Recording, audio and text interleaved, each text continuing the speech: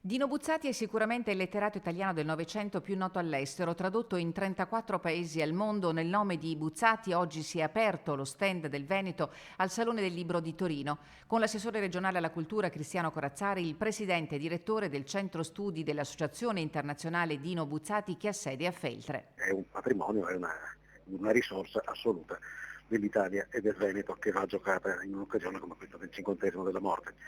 Per fortuna le iniziative sono molte. Ad aprire il programma dedicato al 50° della morte dello scrittore, giornalista e pittore bellunese, a gennaio un convegno che si è tenuto alla Iulma di Milano, poi 3 giorni a Venezia Ca' Foscari, il prossimo giugno dal 9 all'11 a Chambéry in Francia.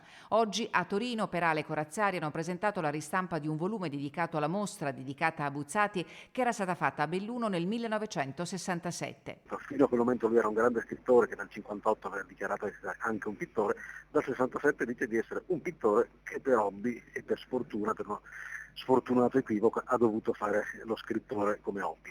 Ma la sua vera vocazione, secondo lui, e lo dichiara in maniera ironica ma neanche tanto, era quella di essere pittore. Ostracizzato per oltre un decennio perché ritenuto troppo al di sopra delle parti, eclettico e visionario, Buzzati muore a 63 anni, lasciando un'eredità preziosissima e sempre attuale. Era un personaggio fuori da quel tipo di giochi e giochetti della politica e, ribadisco, giochetti della cultura italiana. Lui era super partes e riusciamo a leggerlo come tale tuttora, ha un messaggio che non è minimamente invecchiato.